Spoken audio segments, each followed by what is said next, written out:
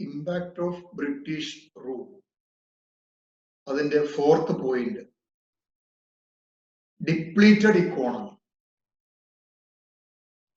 World War II, which preceded the close of the British period, brought about a serious depletion of the economy.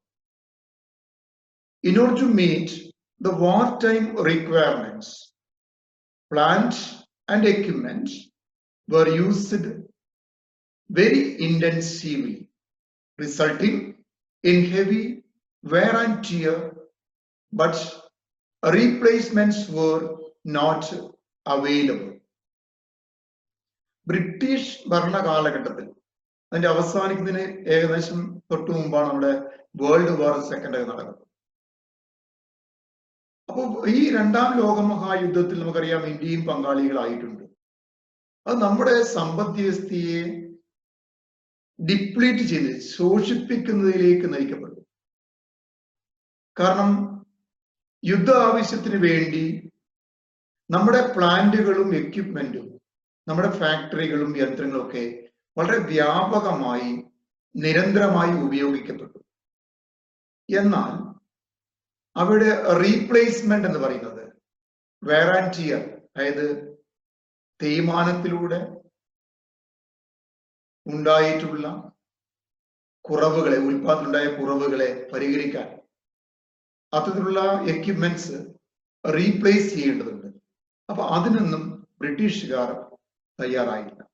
സ്വാഭാവികമായും ബ്രിട്ടീഷുകാരെ സംബന്ധിച്ച് അത് ചെയ്യാനുള്ള സമ്പത്തുണ്ടായിരുന്നു, പക്ഷെ അവർ വിനിയോഗിച്ചില്ല.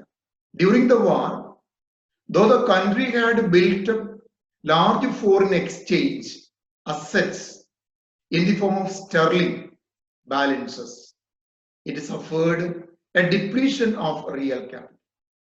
അപ്പൊ യുദ്ധ കാലഘട്ട സമയത്ത് ഇന്ത്യയെ സംബന്ധിച്ച് പറയുമ്പോൾ അതിന്റെ ഖജനാവിൽ വളരെ വലിയ ഒരു ഫോറിൻ എക്സ്ചേഞ്ച് അസറ്റ് ഉണ്ടായിരുന്നു സ്റ്റെർലിംഗ് രൂപത്തിൽ. പക്ഷേ ബ്രിട്ടീഷുകാർ അതൊന്നും ഉപയോഗിച്ചുകൊണ്ട് നമ്മുടെ ഇവിടെയുണ്ടായ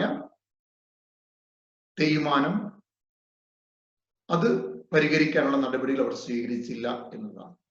A vigorous increase in production was impossible as the British had left a seriously depleted economy. നമുക്കറിയാം, അതുകൊണ്ട് തന്നെ ഇന്ത്യ സ്വാതന്ത്ര്യം പ്രാപിക്കുമ്പോൾ ഒരു പരിധിക്കപ്പുറത്തേക്ക് ഉൽപാദനം വർദ്ധിപ്പിക്കാനുള്ള ഭൗതിക സാഹചര്യം നമുക്കുണ്ടായിരുന്നു. Next point, amputated or partitioned economy.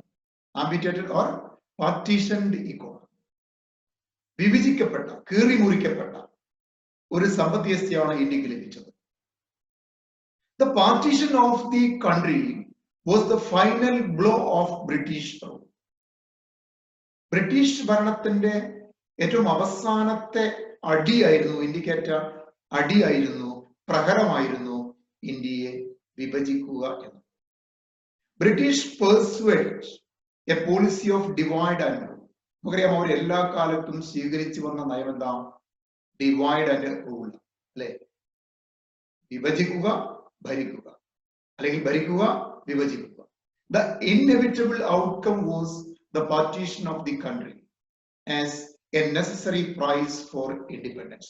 ഇന്ത്യക്ക് സ്വാതന്ത്ര്യം ലഭിക്കുമ്പോൾ ഇന്ത്യ അതിന് പകരമായി കൊടുക്കേണ്ടി വന്നത് എന്താണ്? അതിന്റെ വിഭജനമാണ്. അപ്പൊ ഇന്ത്യ രണ്ടായി കീറി മുറിക്കപ്പെട്ടു എന്നതാണ്. Now let us find out what are the important consequences of the partition of the country. ഈ രാജ്യത്തെ കീറി മുറിച്ചപ്പോൾ അതുണ്ടാക്കിയ പ്രത്യാഘാതങ്ങൾ എന്തെല്ലാമാണ്? ഒന്നാമത്തെ ഡെമോഗ്രാഫിക് ഇഫക്ട്സ്, ജനസംഖ്യയുമായി ബന്ധപ്പെട്ടുകൊണ്ട്. Of the total land area of the undivided country, India got 77%, while 23% went into Pakistan. ഇന്ത്യയും പാകിസ്ഥാനുമായി വിഭജിക്കുമ്പോൾ ഇന്ത്യക്ക് ലഭിച്ചത് അതിന്റെ ഭൂപ്രദേശത്തിന്റെ 77%, പാകിസ്ഥാന് 23%. As to the distribution of population of the undivided country, 82% came to India, while only 18% went to Pakistan.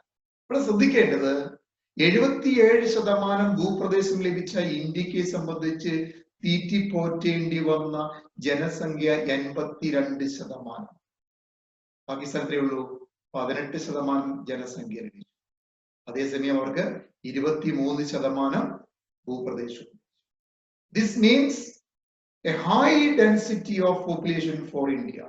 ഇന്ത്യയെ സംബന്ധിച്ച് അതിന്റെ density of population വളരെ വലുതായിരുന്നു എന്നുള്ളതാണ്. ഓക്കെ, രണ്ടാമത് മറ്റൊരു പോയിന്റ് ഇൻഡസ്ട്രിയൽ ആക്ടിവിറ്റിയുമായി ബന്ധപ്പെട്ടത്.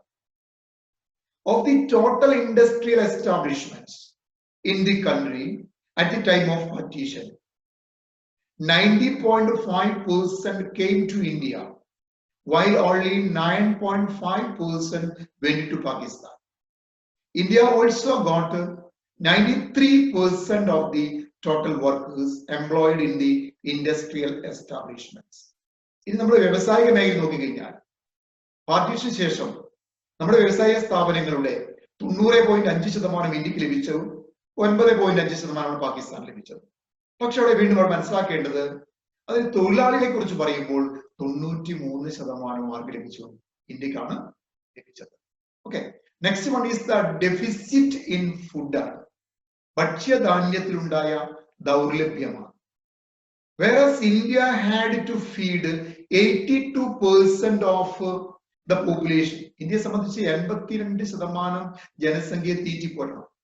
It got only 68% and 65% of the total yields of rice and wheat respectively. നെല്ലുൽപാദനത്തിന്റെ 68%, ഗോതമ്പ് ഉൽപാദനത്തിന്റെ 65% ഇന്ത്യക്ക് ലഭിച്ചത്.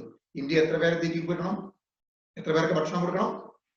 82%. ലഭിച്ചത് 68-65.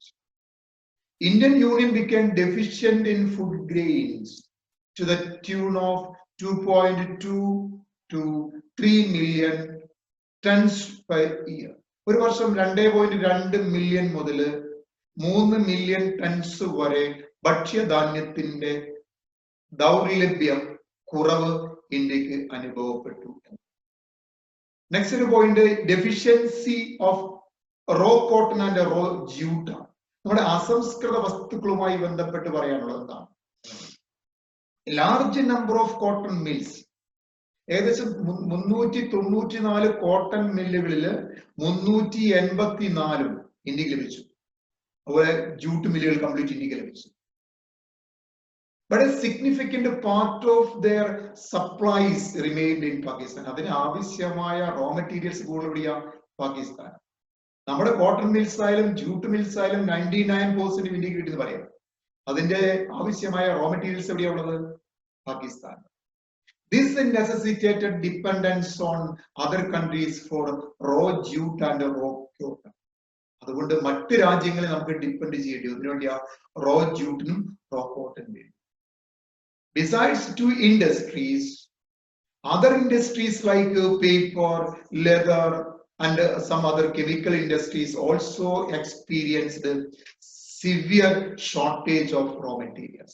ഈ രണ്ട് വ്യവസായങ്ങൾ മാത്രം, മറ്റു പല വ്യവസായങ്ങളും, അത് പേപ്പറുമായിക്കോട്ടെ, അല്ലെങ്കിൽ ലെതർ ആയിക്കോട്ടെ, അല്ലെങ്കിൽ കെമിക്കൽ ആയിക്കോട്ടെ, അവർക്കൊക്കെ എന്താണ് വിഭജനം കൊണ്ടുണ്ടായിട്ടുള്ളത് സ്വാഭാവികമായും റോ മെറ്റീരിയൽസിന്റെ ലഭ്യത കുറവാണ്.